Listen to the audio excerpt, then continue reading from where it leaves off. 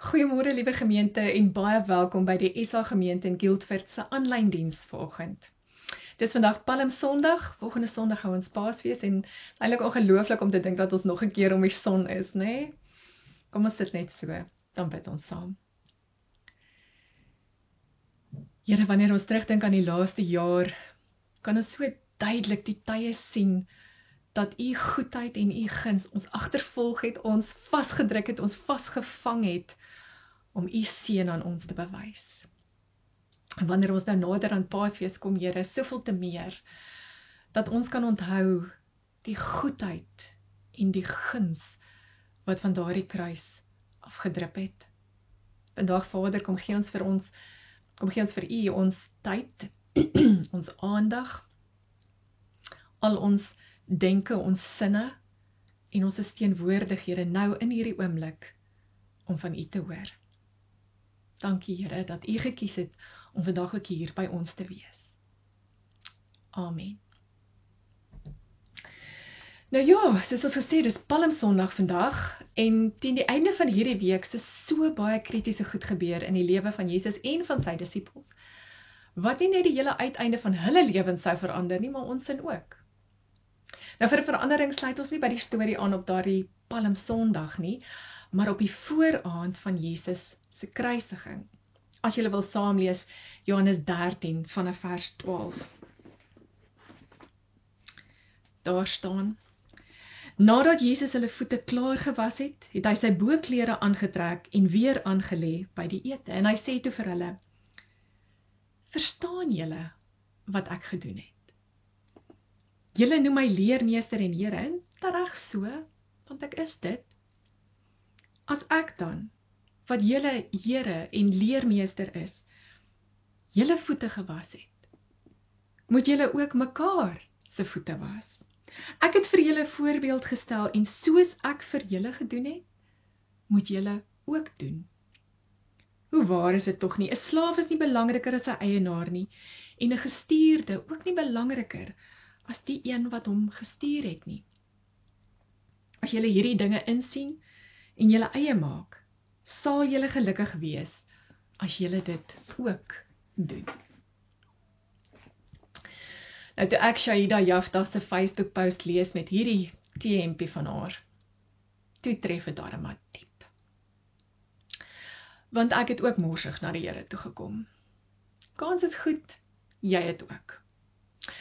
Maar dis nie waar hierdie storie stop nie. Sien, hy het ons te lief om ons te los soos wat ons by hom aangekom het. Hy wil my morsigheid afval en my mooi maak, my soos hy maak. En as hy vandag hier was, sou hy sy dafsepie vat en sy beste gaste badkamer handdoekie en kniel tot op my vlak en begin om my heeldag kaalvoet in die tuin se voete te was. Maar nou is die vraag, wat doen ek volgende? Want sien, die liefde waartoe Jesus ons roep, is nie net 'n aantrekkingskrag nie. Dis 'n aksie. Daar's 'n verskil tussen die wat glo en die wat volg. Ons wil volgelinge van Jesus wees. Nou uit die Joodse kultuur en die Joodse manier van leer, Joodse disippelskap, leer ons nogal 'n paar goed. Wanneer die Joodse rabbies leer, sien ons dat hulle baie visueel is. Ons sien dit uit Jesus se vele voorbeelde en gelykenisse. Dit was alles baie visueel uitgebeeld. Wanneer hy stories vertel, kyk hy na iets en hy sien iets raak en sy disippels sien dit dan ook raak. Hy sien 'n boer wat saad saai, 'n skaap wat verdwaal, 'n wingerd, 'n geldjie wat wegrol, 10 lampies wat flikker en doodgaan. Hy sien 'n seun wat op 'n vliegtuig klim UK toe. En dit leer hulle om met ander oë te kyk na die wêreld om hulle. En wanneer hulle dit doen, dan word hulle aksies ook anders. Hulle beweeg word anders, want hulle kyk word anders. En uit die Joodse disippelskap sien ons ook dat wanneer jou rabbi beweeg, dan beweeg jy. Jy weet nooit wanneer jou rabbi gaan begin praat nie, so jy wil naby hom bly. Jy mag dalk deur 'n veld loop en dan begin hy te praat. Jy mag dalk by die tempel wees en dan begin hy te praat. Jy is dalk op 'n boot op die see van Galilea en dan begin hy te praat, so jy wil sorg dat jy naby aan hom bly. In die wêreld van Jesus se tyd, as jy 'n spesifieke rabbi wou volg, wou jy net soos hy wees. Jy wou nie geweet het wat hy weet nie, jy wou voel soos hy voel en klink soos hy klink, jy wou proe soos jou rabbi proe, wanneer mense sy woorde indrink. So wanneer jy 'n rabbi sou volg in daardie wêreld, wou jy nie net op elke moontlike wyse in hom glo nie, jy wou 'n navolger van hom wees, sodat jy kan leer en meer soos hy word, meer soos hy lyk, meer soos hy beweeg. Want wanneer dit gebeur, word jy sy vernoot. Maar vernote in wat? Wat is dit waaraan ons onsself verbind? Nou in Hebreëus is daar 'n term, tikkun olam. Nou dit verwys na die herstel van die wêreld. En wanneer ons terugkyk, om vorentoe te kyk, dan sien ons hoe dat Jesus hier, vandag, besig is om die wêreld heel te maak. Hy bring 'n diepgaande restaurasie, 'n vernuwing, herstel. En dis hoekom hy nie gepla word deur stikkende goed nie, want hy self is die hersteller. Ons hardloop weg as die drama kom. Hy hardloop vorentoe, want hy weet, hy kan verandering bring. So, wanneer ons sê dat ons volgelinge van Jesus is, sê ons ook dat ons aktief wil deel wees van hierdie tikkun olam, die herstel van die wêreld. Sê ons dat ons nie langer gaan wegdraai van drama nie, dat ons vorentoe gaan, dat ons sal beweeg. En wanneer Jesus besluit om aksie te neem, bied hy nie aan om die disippels se dagsakke te dra of hulle kinders se skoolgeld te betaal nie. Hy kom so naby, dat hy aan hulle baie stobberige voete kan vat. En toe dink ek nou so daaraan, Jesus het nie aangebied om hulle voete te was, toe hy hulle net eers daar van die skuite afgeroep het, of uit HMRC se kantoor nie, of uit die politieke veldtog se bus nie. Nee, 3 jaar lank stap hy eers saam met hulle, eet hy saam met hulle, drink hy saam met hulle, slaap hy saam met hulle, lag hy saam met hulle, huil hy saam met hulle. En na 3 jaar, vertrou hulle hom genoeg om hulle vuil voete vir hom te gee, om te was. Dit wat Jesus doen, is egter nie net gee nie. Dis 'n belegging. Wanneer Jesus sy disippels se voete was, doen hy dit nie net vir daardie oomblik nie. Hy lê 'n saad in hulle harte. Hy los nie net 'n indruk nie, hy los 'n voorbeeld. Ons lees in Johannes 13 vers 15, ek het vir julle 'n voorbeeld gestel, sodat julle ook kan doen, soos ek vir julle gedoen het. Liefde is nie net 'n oomblik van vrygewigheid nie. Dis 'n langtermyn belegging in mense se toekoms, in mense se toekoms in God se koninkryk. Nou as die tikkun olam, die herstel van die wêreld op die spel is, as Jesus mense gaan uitkies om saam met hom die wêreld te herstel, wie gaan hy kies? Seker maar die sterkste, die vinnigste, die slimste, die beste. Sekerlik. Kom ons lees Matteus 10, vers 1 tot 4.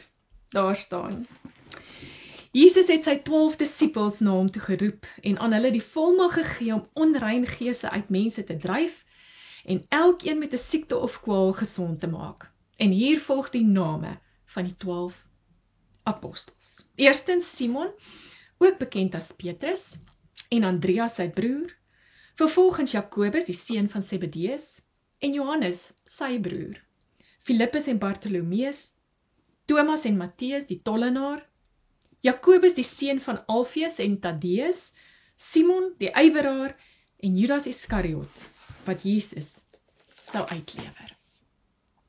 2 broers, Jakobus en Johannes, die seuns van Zebedeus.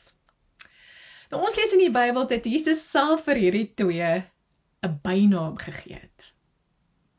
Hy noem hulle, Markus 3 vers 17 lees ons, hy noem hulle die manne van die donder. Nou hoekom sou Jesus nou juist daardie naampie vir hulle uitgedink het? Ons kry 'n leidraad in Lukas 9. sien, in die Joodse antieke wêreld sou gasvryheid alles wees.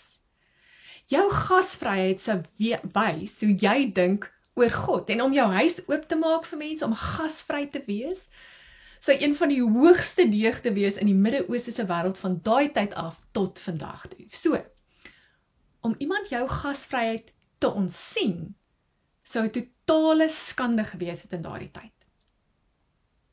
Nou Jesus en sy disippels reis hoofsaaklik in die omgewing van Galilea en hulle moet deur 'n streek trek met die naam Samaria om in die suide van die land by Judea uit te kom waar Jerusalem is, waar die tempel is.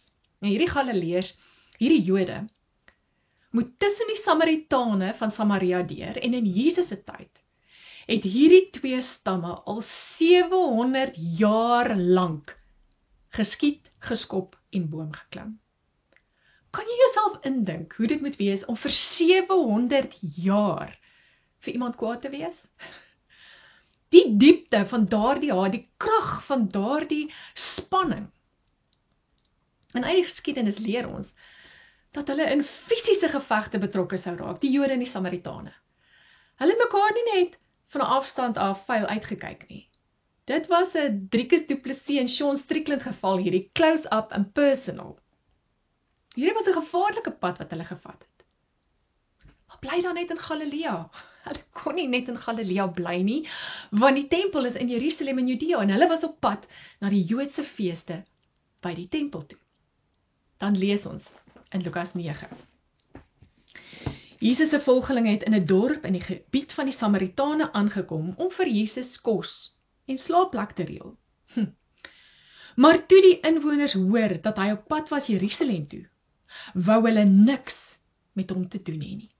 Die Samaritane en die Israeliete het immers glad nie met mekaar oor die weg gekom nie. Die Samaritane weier Jesus en sy manne enige gasvryheid. Dis so goed soos 'n klap in die gesig. Dis 'n belediging van epidermiese proporsies, dis 'n belediging vir hulle hele kultuur. En toe Jakobus en Johannes dit hoor, die twee boeties, toe vra hulle. Jakobus en Johannes was op die plek woedend. Here, sê net die woord. Dan vra ons vir God om vuur uit die hemel te stuur om al hierdie mense te verbrand. Jo, wat 'n storie. In die eerste plek, hierdie manne vra hierdie vraag asof hulle dink hulle kan dit doen. En dit laat my wonder of hulle dit dalk al van tevore probeer het. Maar hierdie is volgelinge van Jesus. Hulle is veronderstel om besig te wees om te leer hoe dit is om Jesus te wees. Maar die Samaritane was onvriendelik, ongasvry en ongeskik. En Jakobus en Johannes wil vuur op hierdie ouetjies laat neerreën totdat daar niks oorbly nie. Maar dan draai Jesus na hulle toe en hy sê: "Nee manne, ons is nie hier vir braai nie. Nee, julle kan nie die dorpies afbrand totdat daar niks oorbly nie. Ons is hier vir die tikkun olam. Onthou julle nou weer." Nog steeds kies hy hulle, morsige, maar moedige manne, terwyl hy geweet het daar gaan hierdie oomblikke kom. Ons gaan terug na ons lys, Matteus 10. Filippus en Bartolomeus, Thomas en Matteus, die tollenaar, belastinggaarder, Jakobus seun van Alfeus en Tadeus, Simon is 'n loot wat aan die groep gewapenes behoort het en Judas Iskariot wat vir Jesus sou verraai. Nou let nou op na Matteus, die skuldeiser, en Simon, die een wat aan die groep gewapenes behoort het, die seloot. Albei se beroepe in daardie wêreld word genoem in hierdie gedeelte. Moet belangrik wees. Nou as ons nou 2000 jaar terugstap, sal ons sien dat die Joodse belastinggaarders en die Joodse selote, gewapenes, op die verste ente van die kulturele spektrum was. Die belastinggaarders was kop en een mis met die Romeinse Ryk. Hulle vorder belastings in en stuur dit dan Rome toe, maar hulle was hensoppers, niks anders as verraaiers nie. Dink maar aan Saggeus. Nou in daardie tyd was dit een van die skandelikste professies wat 'n mens kon hê in die wêreld waarin Jesus geleef het. As jy 2000 jaar terug vir die ontvanger gewerk het, was jy en jou hele familie vasgeanker deur skande, want jy het met die onderdrukkers saamgespan, hulle het jou in hulle sakke gehad. Jy was 10-1 nog oneerlik ook, want as Rome 10% wou hê, dan vra jy jou bure en hulle bure 12% en jy pak die ekstra 2. Die mense het belastinggaarders verag. Maar diegene wat die heel minste ooghare gehad het vir die belastinggaardes, was die selote.